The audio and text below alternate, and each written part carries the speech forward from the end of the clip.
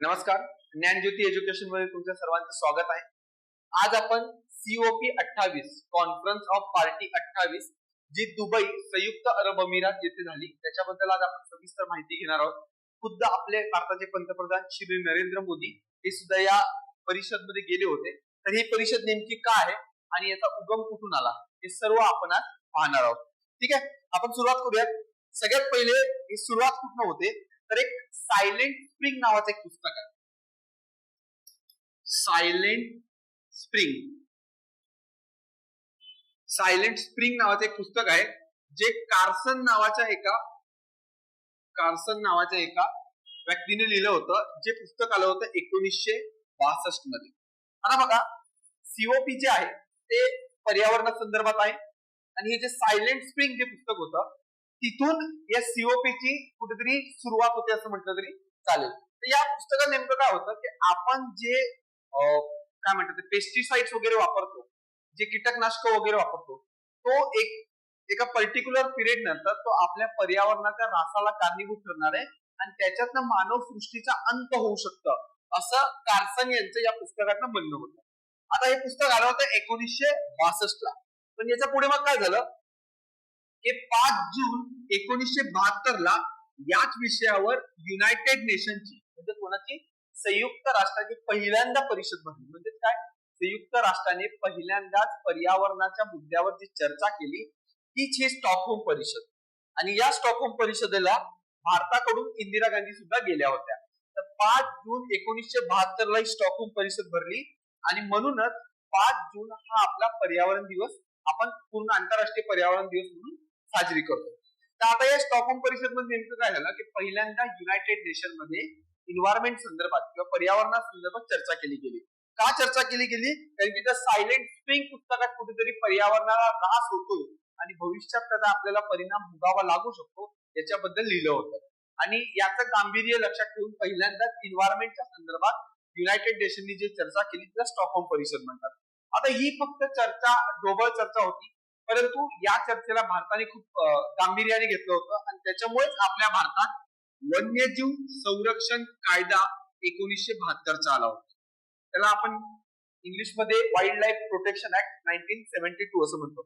म्हणजे बघा, भारत हा जगातल्या काही देशांपैकी एक आहे ज्यांनी आल्याच या पर्यावरणावर काम करायला सुरुवात केली होती. 1972 जो हा काळ आहे तेव्हा चर्चा झाली आणि काळ ओलांडून गेला, पण त्याच्यावर कोणी एवढं गांभीर्याने लक्ष घेतलं नाही. परंतु झालं असं 1990 पर्यंत जगाला कळून चुकलं होतं की जगात तापमान वाढ चालू झालेली आहे. जागतिक तापमान वाढ तुम्हाला एक संकल्पना माहिती असेल की यामध्ये काय होतं, पृथ्वीचं जे ऍक्च्युअल मध्ये तापमान आहे किंवा पृथ्वीचं जे मूळ तापमान होतं पूर्वी कधी औद्योगिक क्रांतीच्या आधी, त्याच्या तुलनेत आता तापमान वाढ सुरू झाली होती आणि लोकांना याबद्दल थोडं कळू लागलं होतं आणि त्याच्यामुळे काहीतरी करावं याच्यासाठी संयुक्त राष्ट्रांनी परत एक कॉन्फरन्स भरवली. तिचं नाव नीट लक्षात ठेवा, United nation conference on environment and development. त्याला UNCED म्हणतात. त्याला मराठीत काय म्हणतात, संयुक्त राष्ट्र संघाची पर्यावरण व विकास परिषद. याला आपण वसुंधरा परिषद किंवा रिओ परिषद किंवा अर्थ समिट असं सुद्धा म्हणतो. आणि ही परिषद कधी भरवली?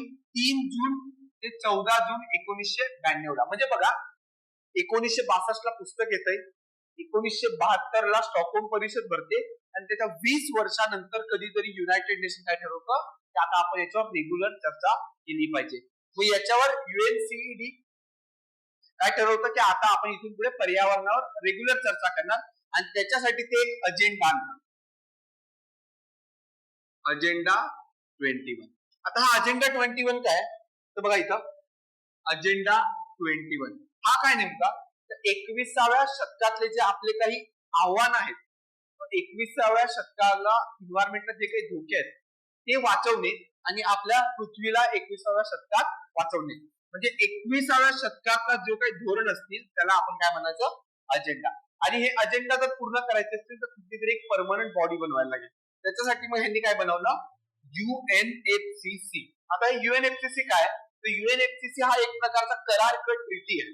आता ही करार किंवा ट्रिटी कोणामध्ये, प्रत्येक देशाने ही ट्रिटी केलेली होती युनायटेड नेशन सोबत की बाबा इथून पुढे आम्ही जे काही पर्यावरणा संबंधित तुमचे काय म्हणतात निर्णय येतात ते आम्ही मान्य करू ही एक ट्रिटी होती. आता UNFCCC काय बघा, United nation framework convention on climate change, मराठीत त्याला काय म्हणतात, हवामान बदलावरील संयुक्त राष्ट्राचे फ्रेमवर्क कन्व्हेन्शन.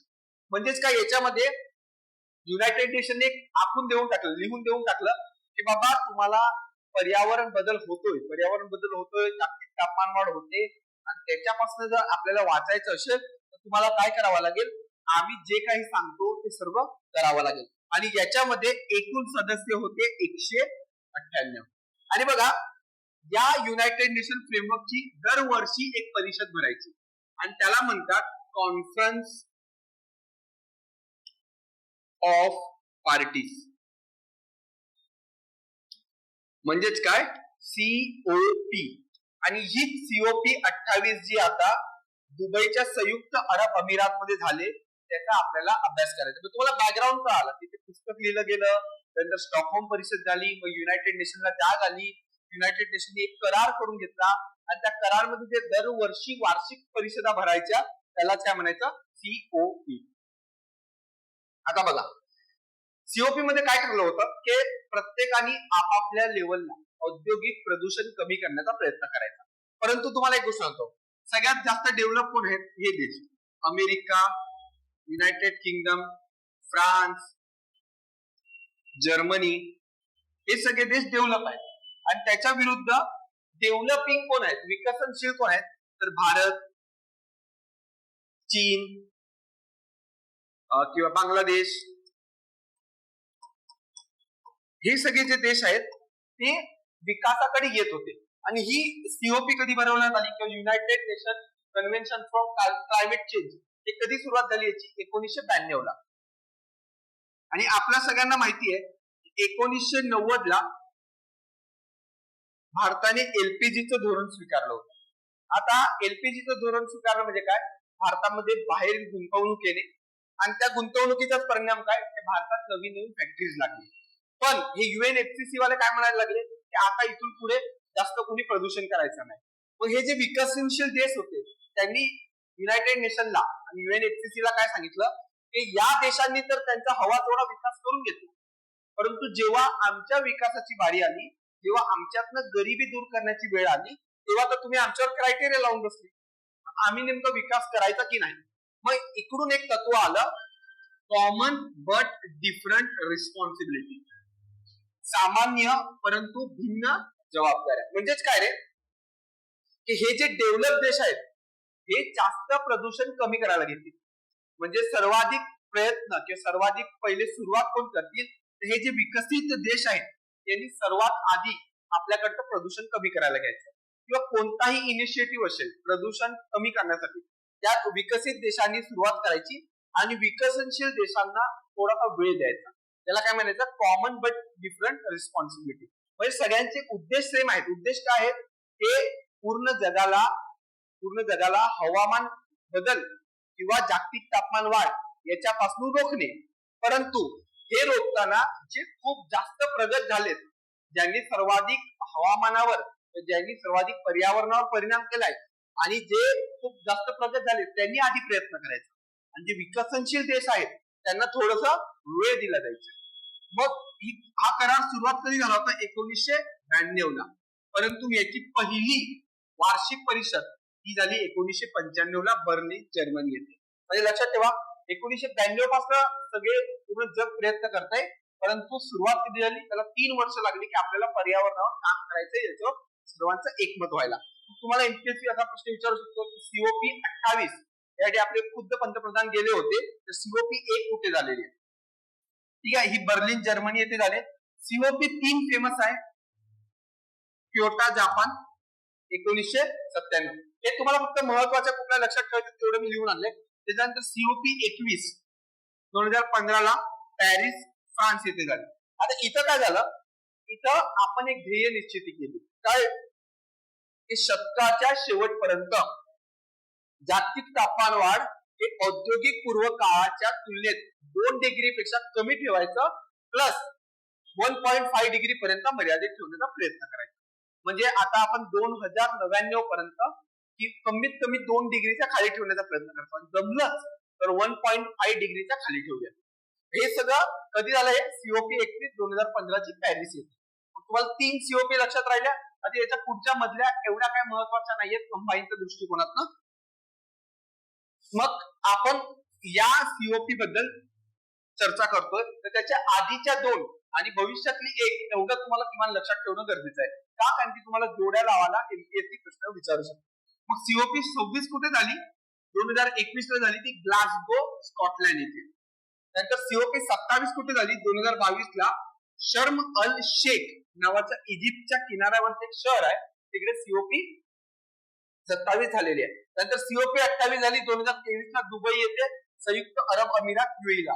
नंतर सीओपी 29 भविष्यात होणार आहे 2024 ला, पण ही कुठल्या देशात होईल याच्याबद्दल अजून देश ठरलेले नाहीये, फक्त गट ठरलाय, पूर्व युरोपीय गट. आता एक गट काय भानगड आहे तर बघा, सीओपी कुठे होणार याच्यासाठी गट पाडले. युरोपचा पश्चिमेकडचा भाग, युरोपच्या पूर्वेकडचा भाग असा एक गट आहे, एक आफ्रिकेचा गट आहे, एक आशियाचा गट आहे, एक अमेरिकेचा गट आहे. प्रत्येक गटाची बारी येते. बघा, हा कुठे झालाय? स्कॉटलँड, म्हणजे हा युरोपचा गट आहे. इजिप्त कुठे आहे? आफ्रिका, मग हा आफ्रिकेचा गट आहे. संयुक्त अरब अमिरात हा मिडल ईस्टचा गट आहे, मध्य पूर्व एशिया मधला. आणि पूर्व युरोपीय गट हा 2024 मध्ये हे केले. आता ही जी सीओपी 28 झाली ही एवढी महत्वाची काय? कारण की याच्यामध्ये आपल्या पंतप्रधानांनी सांगितलं की आम्हाला 2028 ला जी सीओपी 33 होणार आहे ती आम्हाला होस्ट करू द्या, किंवा ती परिषद भारतामध्ये झाली पाहिजे अशी त्यांनी इच्छा व्यक्त केलेली आहे. आता बघूयात ते भविष्यात काय होतं, की भारताला ती दावेदारी भेटते का नाही.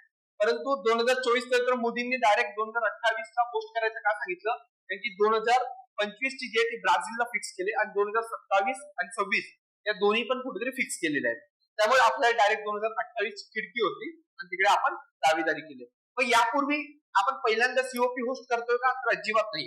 यापूर्वी 2002 मध्ये सीओपी 8 जी होती ती पहिल्यांदा भारतात झाली होती दिल्ली येथे. त्यामुळे 2-3 गोष्टी लक्षात ठेवा. 26, 27, 28, 29, 33 कदाचित आपण होस्ट करणार आहोत. आपण दावेदारी केलेली आहे, बघूयात काय निर्णय येतो. आणि सीओपी 8 2002 दिल्ली भारत ऑलरेडी तिचा होस्ट करून आहे. जर आपल्याला सीओपी 33 होस्ट करायचा चान्स भेटला तर आपण दुसऱ्यांदा सीओपी होस्ट करतो. आणि सीओपी होस्ट करणं म्हणजे काय? जगातले 198 देश हे UNFCCC ला फॉलो करतात. म्हणजे जगातले 198 देश हे भारतात येतील. 198 देशाचे म्हणजे काय म्हणतात राष्ट्रप्रमुख भारतात येतील आणि ते भारताचं 198 देश भारतात येतील आणि भारताला त्याला संधी भेटेल की त्यांना होस्ट करण्याची.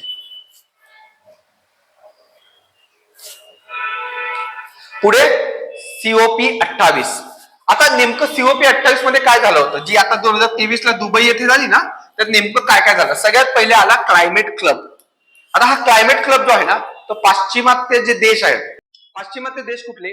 जसं अमेरिका असेल, युके असेल, जर्मनी असेल, फ्रान्स असेल, या देशांनी क्लायमेट क्लब काढला. आणि त्या क्लायमेट क्लबचं काम काय असेल? औद्योगिक उत्सर्जन कमी करणे, पहिला मुद्दा. दुसरा, यांनी एक लॉस अँड डॅमेज फंड काढला. लॉस म्हणजे लॉस अँड डॅमेज म्हणजे काय? की जे आपला काहीतरी आघात झालाय, जी क्षती झाली, त्या क्षतीला भरून काढण्यासाठी एक फंड काढलाय. तर तो फंड कितीचा आहे? $400 मिलियन.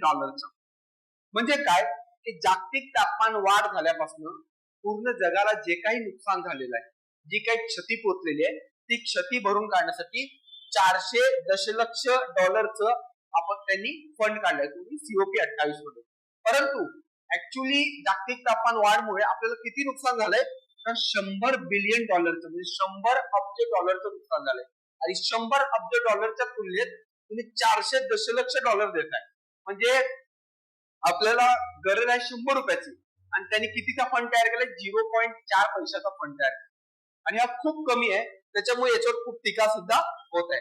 त्यानंतर दुसरी गोष्ट, UAE द्वारे $30 अब्ज क्लायमेट इन्व्हेस्टमेंट फंड, हवामान गुंतवणूक निधी ची सुरुवात केलेली आहे. आणि या निधीला अल्ट्रा म्हणतात. बघा, अल्टेरा हा शब्द महत्वाचा आहे. तुम्ही असं लक्षात फक्त इतकं ठेवा की अल्टेरा हे कधी काही न्यूज मध्ये होतं, हे कशाशी संबंधित आहे असा तुम्हाला प्रश्न येऊ शकतो. तर अल्टेरा हे UAE युनायटेड अरब अमिरात द्वारे सुरू केलेला फंड आहे. एवढं फक्त लक्षात राहिलं तरी उत्तमच. पण इथून पुढे सीओपी मध्ये भारताचे पंतप्रधान दरवेळेस जातात आणि ते आपल्या भारताचे पंतप्रधानांची काय भूमिका असते किंवा भारत देशाची काय भूमिका असते.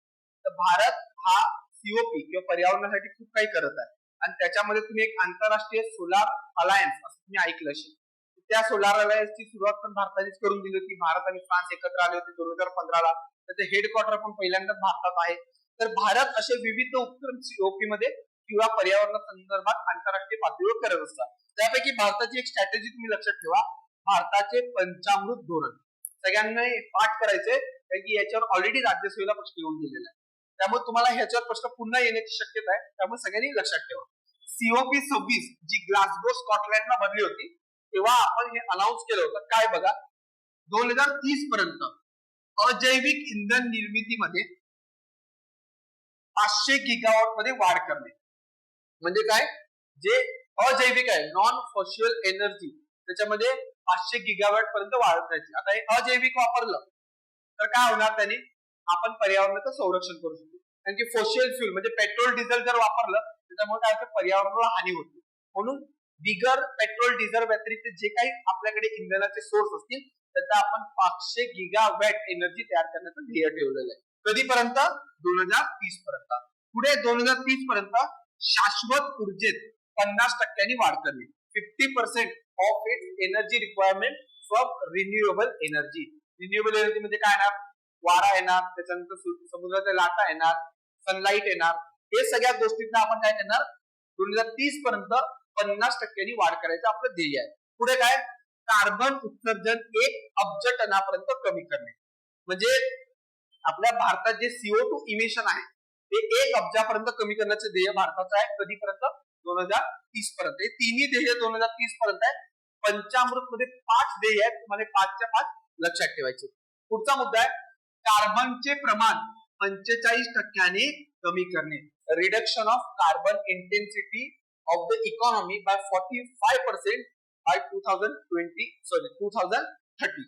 आणि कधीच्या तुलनेत, 2005च्या तुलनेत. 2005च्या तुलनेत 2005ला जर आपण 100 कार्बन ते हे करत असतो तर 2030 पर्यंत ती 55 वर आला पाहिजे. म्हणजे 45% आपल्याला काय करायचंय, कमी करायचं. आणि शेवटचं सगळ्यात महत्वाचं की 2070 पर्यंत कार्बन उत्सर्जन शून्यावर आणणे. Very important. 2070 पर्यंत कार्बन उत्सर्जन शून्यावर आणणे. म्हणजेच काय, target of the net zero emission by 2070. म्हणजे नेमकं काय रे, हे समजा भारत 100 CO2 इमिट करत असेल तर भारताने इतके वृक्ष लावायला पाहिजे ते 100 CO2 ऍब्झॉर्ब करून घ्यायला पाहिजे. म्हणजे आपण जेवढं इमिट करतो, जेवढं आपण प्रदूषण करतो तेवढीच आपल्याकडे झाडं असली पाहिजेत, तेवढंच आपण काहीतरी टेक्नॉलॉजी तयार केली पाहिजे की ते आपण प्रदूषण पुन्हा शोषून घेऊ. तर असं कोणी केलंय का, तर हो, जगातला भूतान हा देश आहे ज्यांनी नेट झिरो इमिशन आत्ताच गाठून टाकले. बाकी बऱ्याच देशांनी 2050, 2060, 2070 पर्यंतचे टार्गेट ठेवले, पण भूतान हा असा एक देश आहे त्यांनी पूर्वीच गाठून टाकले. तर तुम्हाला हा लेक्चर नक्कीच आवडला असेल. COP 28 हा महत्वाचा आहे आणि याच्यामध्ये खुद्द आपले भारताचे पंतप्रधान गेले होते. त्याच्यामुळे हा प्रश्न किंवा याच्यावर प्रश्न येण्याची शक्यता परीक्षेला खूप आहे. तर मग मी जे काही पॉईंट सांगितले ते तुम्हाला कळाले असतील. धन्यवाद.